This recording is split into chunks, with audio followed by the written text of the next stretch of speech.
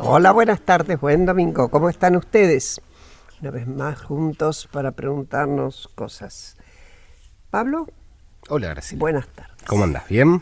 Muy bien, por suerte. Bueno. Y Claudio también, Claudio Acevedo, a quien no le podemos preguntar porque no puede contestar detrás del vidrio, pero levanta los brazos. Te cuento, Graciela, pueden comunicarse nuestros oyentes, buenas tardes a todos nuestros oyentes, a nuestro Twitter, @porqueprograma, o a nuestro mail, porqueprograma@gmail.com. Para promover una Argentina con más y mejor industria, el Grupo Techin creó ProPymes. Este programa acompaña a la mejora en la competitividad de sus pymes clientes y proveedoras. ProPymes, el compromiso de Techin con su cadena de valor.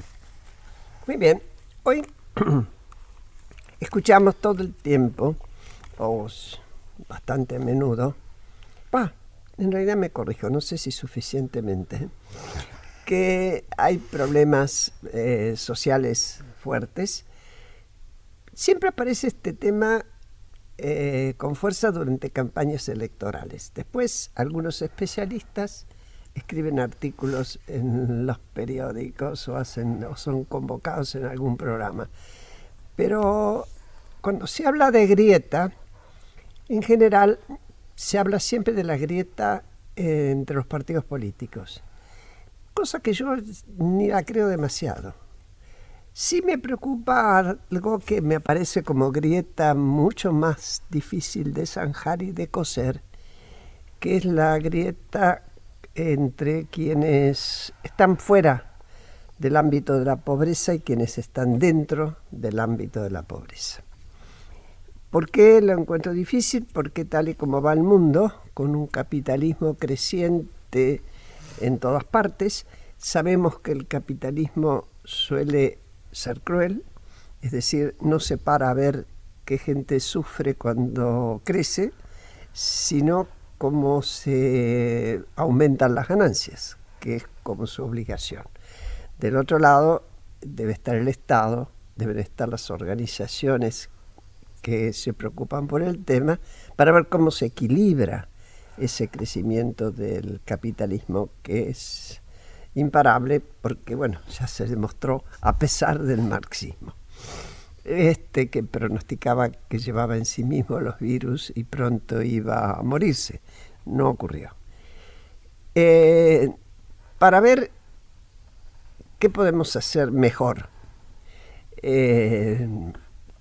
para encarar esos temas de la pobreza, yo invito siempre gente que se especializa en estudiar lo que está cerca del tema, que se preocupa por él. Este es el porqué de hoy. ¿Por qué están con nosotros Carola de la Paolera y Jorge Colina? Carola es licenciada en Psicología y en Economía y máster en Políticas Públicas, y es coordinadora de Protección Social de CIPEC. Y Jorge Colina es economista, preside el Instituto para el Desarrollo Social Argentino, IDESA. Bueno, ¿por qué están acá? Por eso. Porque queremos charlar sobre este tema y ver qué nos aportan ellos en cuanto a las soluciones que se buscan. Buenas tardes, Jorge. Buenas tardes, Carola. Bienvenidos, aunque el tema es duro. Empieza el que quiera. Las preguntas están sobre la mesa. Y esto es una charla de café, ustedes ya lo saben. Bueno, primero, buenas tardes y muchas gracias por la invitación y por traer este tema, que es muy importante y que nos alarma mucho, creo, como sociedad. Los últimos números que se comunicaron de pobreza, como vos decís, generaron muchos artículos, muchas alarmas y trajeron esto a los medios. La pobreza aumentó en parte como reflejo de la situación económica que estamos atravesando como país, pero nosotros en CIPEC, con el apoyo técnico del CEDLAS y con el acompañamiento de PNUD, realizamos una investigación enfocada sobre la pobreza crónica, es decir, aquellas personas que, aun cuando las cosas están bien, tienen muchas dificultades. Lo que se llama estructural, ¿no? Lo que se llama estructural. Y es importante destacar que cuando hablamos de pobreza hay que ver al fenómeno como, y reconocer su heterogeneidad dentro de la pobreza. Pensamos que hay muchos caminos por delante para reducir la pobreza y que se necesita de una estrategia que se sostenga en el tiempo. Es importante, sí, el crecimiento, pero tiene que ser un crecimiento inclusivo que considere justamente esta brecha de la que vos hablabas, que considere que hoy hay personas que no llegan a cubrir sus necesidades básicas. Es lo que normalmente llamamos indigencia. Una cosa es la pobreza y otra cosa es la indigencia, ¿no? Lo que está por debajo incluso de la pobreza. ¿Sí, Jorge? Bueno, la pobreza aparece que es del 35%, eso es a mitad del año 2019, esto significa que va a ser peor. O sea, en la segunda mitad del 2019 yo creo que va a estar cerca del 38% y el año que viene va a ser peor. Seguramente va a estar al 40, 42, porque la crisis económica es muy severa, porque la inflación no da atisbo de que vaya a bajar y la inflación es multiplicadora de pobreza. Y ciertamente, como decía Carola, uno debería ver que hay la primera heterogeneidad de la pobreza es que hay una pobreza estructural, es gente que aún con estabilidad económica, con una economía creciendo, va a ser pobre. Todo el mundo dice 20%, me parece que es más un número de consenso que de medida, pero no tomemos el 20%. Y ahora con este desastre económico vamos a tener un 20% de pobres por la economía. Entonces, primero hay que estabilizar la economía para sacarnos de encima esto de 20% de pobres que los produce la crisis económica. Y luego, bueno, no es, digamos, pensar en el 20% de la pobreza estructural. Obviamente que tenemos que hablar desde ya de los dos tipos de pobrezas, pero digamos, hay que tener presente de que el problema de la pobreza está lejos de solucionarse y que además en el corto plazo va a empeorar. Sí, yo estaba pensando en la crisis del 2001, ¿no? Que no quiero comparar porque nunca una crisis es exactamente igual a la otra ni tiene las mismas características. Pero obviamente hay, más allá de que había una pobreza estructural y una indigencia, yo fui ministra de Desarrollo, nunca tuvimos la posibilidad de medirlo bien, a fondo, por el problema que hoy admiten los encuestadores, las formas de encuestar. Sin embargo, hoy tenemos un INDEC al cual le podemos creer. Entonces también, pero tomando cifras, ya ahora no me acuerdo cuántos eran en ese momento, después de la crisis del 2001 aumentó enormemente la pobreza. Ahora, ¿qué ocurrió después? Y creo que ahí se marcaba lo que era pobreza estructural justamente, que cuando hubo el rebote, se cayó muy bajo, y cuando hubo el rebote y sobre todo acompañado por el crecimiento, por las ventas de alimentos a China, que fue realmente un crecimiento muy fuerte, 2005 para adelante o algo así, 2004, 2005 para adelante, ahí se notó cómo algunos podían reincorporarse y había un sector que quedaba y que se hablaba ya de 2 generaciones que repetían el estadio de la pobreza, ¿no? Yo creo que esa marca es a la cual uno debería apuntar para ver qué se hace con eso. Sí. Muy en línea con lo que vos decís, nosotros hicimos una serie de escenarios hacia atrás, tomando la misma canasta básica de hoy, y notamos que la pobreza medida por ingresos no fue menor al 25% en los últimos 30 años. O sea, sí hay una relación muy fuerte, como Jorge bien retocó, en el crecimiento económico y la pobreza, y sobre todo la inflación, no solo que afecta a los ingresos de todos los hogares, sino también afecta a cómo se realizan las políticas, ¿no? Porque no es lo mismo una asignación presupuestaria con situación de inflación alta, no va a tener el mismo rendimiento una política que se programó a comienzo de año cuando suben los precios. No, y además porque eso hay un presupuesto acordado. Claro, exacto. Es cierto que el jefe de gabinete te puede modificar los presupuestos, pero si vos tenés un presupuesto y la inflación te lo va dejando chico, y sí. Y no es sencillo, ¿no? No, sí, no es sencillo, es un tema crucial y prioritario en Argentina, pero como nosotros decimos, no han habido ocasiones donde también hubo crecimiento económico y no necesariamente eso significó una reducción de la pobreza. Son pocos años, generalmente en Argentina hay una relación muy fuerte, Bueno, crece de la hecho- economía, baja la de hecho, pobreza, cuando se pero va al último gobierno de Cristina Fernández de Kirchner, quedaba alrededor de un 30 o 32%, según cómo se calcule, de pobres. Así que ese crecimiento que había habido en 2005-2006, después se volvió a instalar, volvió a aumentar. sí, ¿no? que va de la mano con que se empieza a estancar la economía. Claro. Por lo tanto, pensamos que, como dice Jorge, la situación va a empeorar. No vimos los efectos de la devaluación que tuvo lugar en pospaso en los últimos números que se comunican, simplemente porque no son del segundo semestre de 2019. Claro. No, seguro. Y eso nos lleva a preguntarnos como sociedad, bueno, ¿qué políticas tenemos que hacer en el corto plazo para paliar estos efectos de urgencia? Pero también qué políticas se tienen que llevar en el mediano y largo plazo que logren perforar ese piso de pobreza, ¿no? Jorge, sí. Yo creo que la clase política Ujú. tiene la responsabilidad principal de esto, pero lo voy a decir concretamente por qué. Porque la clase política transmite el mensaje: no queremos ajuste para que la gente no sufra. Por lo tanto, tenemos que tolerar tasas de inflación altas. De hecho, si uno le pregunta a cualquier macroeconomista del gobierno actual o del próximo que venga, todo el mundo dice: no, vamos a ir de a poco, vamos a ir con una inflación del 40 para el año que viene, del 25 para el 2021, del 20 para el 2022. ¿Por qué? Porque ellos quieren ir siendo realistas y de a poco. Ahora, eso significa que vamos a seguir teniendo muchos pobres, porque Sí. tener una inflación del 40, del 25 y del 20 es seguir reproduciendo pobres. Entonces, si realmente queremos bajar la pobreza de verdad, tenemos que ordenar el sector público para no tener déficit fiscal y poder bajar la inflación a un dígito. ¿A qué le llamas ordenar el sector público? Que no tenga un déficit tan alto que lo tiene que financiar, ya sea con emisión monetaria o ya sea con endeudamiento. Ahora, analicemos un chiquito, por favor, ese déficit público, ¿cómo se compone? ¿Tienen idea? Vos sí, porque sos economista. Vos también. El 50% es el gasto del sistema previsional.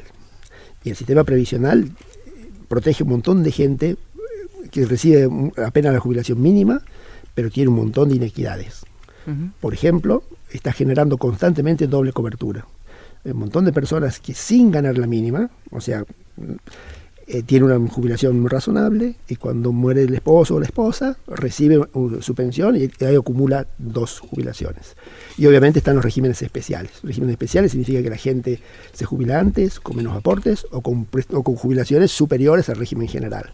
Las jubilaciones de los políticos es posiblemente la más sintomática, pero hay otros segmentos de trabajadores. Los políticos, yo te digo que lo estudié, incide cuando golpean de todo, menos que el empleado público, sobre todo en las provincias. Claro, en las provincias el empleo público es ya una jubilación de privilegio. En las provincias y la jubilación temprana en muchas provincias. En las provincias como Santa Cruz, la gente se jubila, que es la que tiene sueldos más altos, en empleado público, se jubila a los 52 años.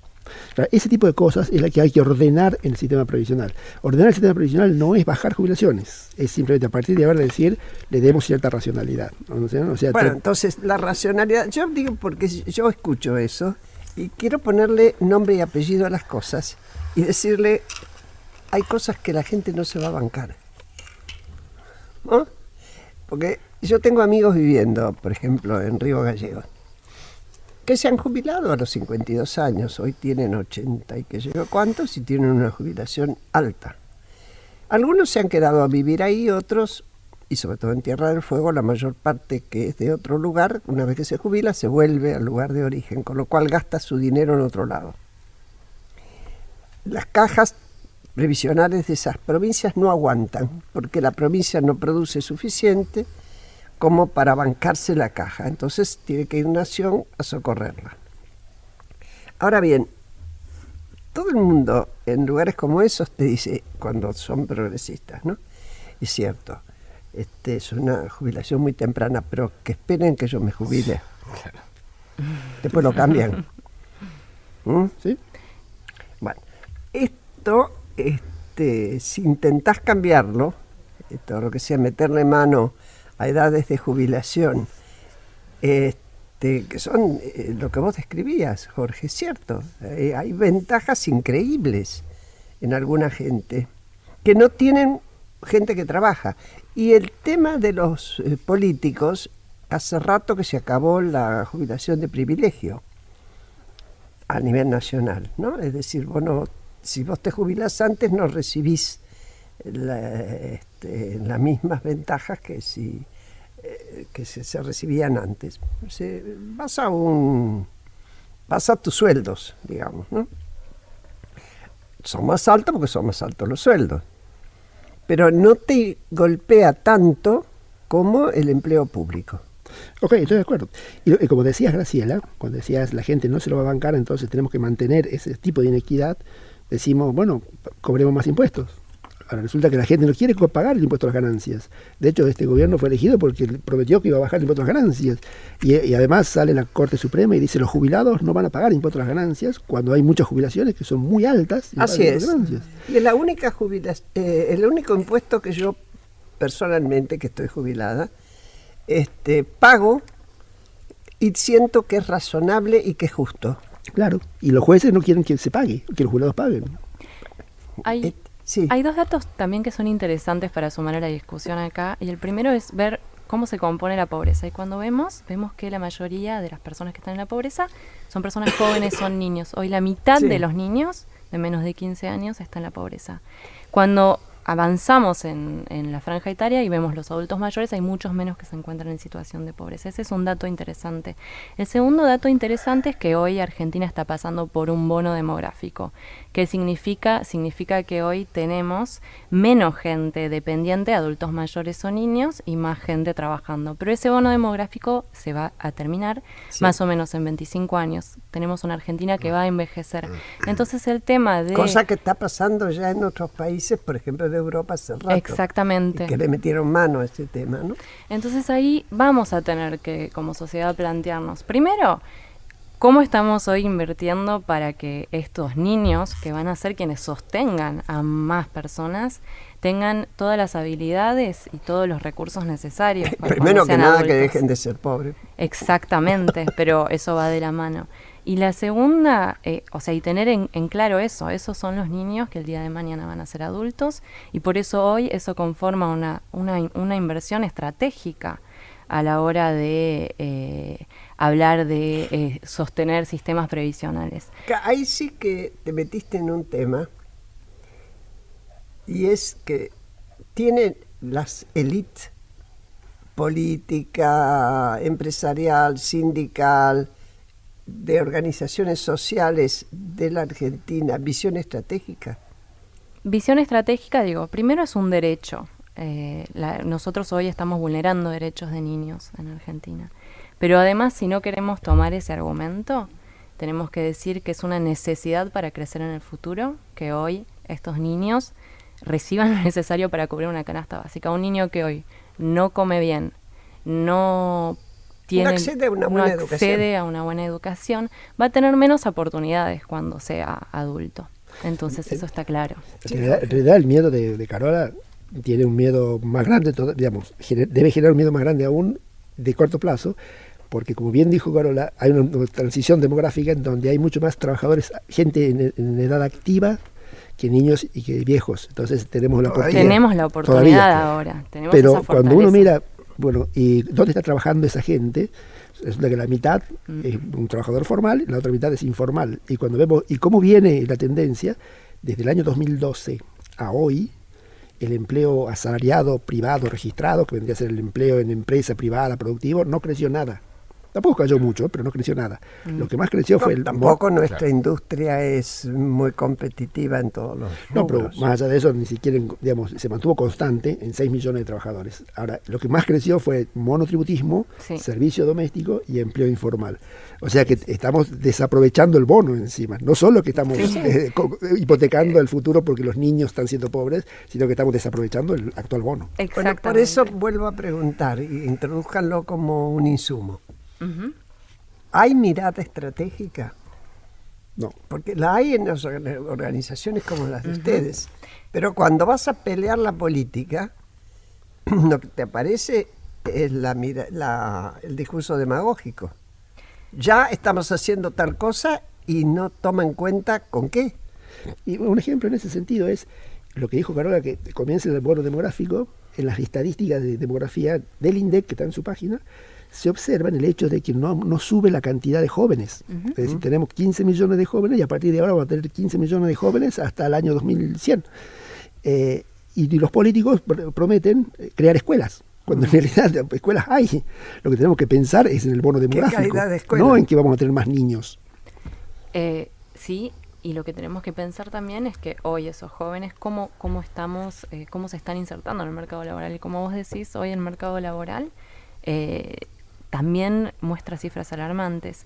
Un dato interesante a tener en cuenta que es bueno tener en mente es que nosotros, al observar la situación de las personas que se encuentran en pobreza crónica, en pobreza estructural, la mayoría de los adultos que viven en estos hogares trabajan. O sea que ya no puede solo existir esta idea de que mediante un trabajo se accede a poder salir de la pobreza, lo cual es muy alarmante. No necesariamente. Esos trabajos que realizan estas personas son de baja calidad, es decir, son en la informalidad, de baja productividad. De baja productividad, sí. Con lo cual también ese es un tema principal a tener en cuenta. Como vos preguntas, ¿hay una estrategia por parte de los grupos políticos? Bueno, nosotros nos juntamos con referentes de distintos sectores, movimientos sociales, otras organizaciones de la sociedad civil, gente que también ha militado, nos juntamos con hasta grupos religiosos, todas las personas que estén preocupadas por la problemática de la pobreza. Yo creo que hay una voluntad general fuerte, o al menos así se ha comunicado, de empezar a consensuar ciertas bases como sociedad de lo que podemos permitirnos y lo que no podemos permitirnos, y de la importancia y relevancia que tiene el tema del combate a la pobreza.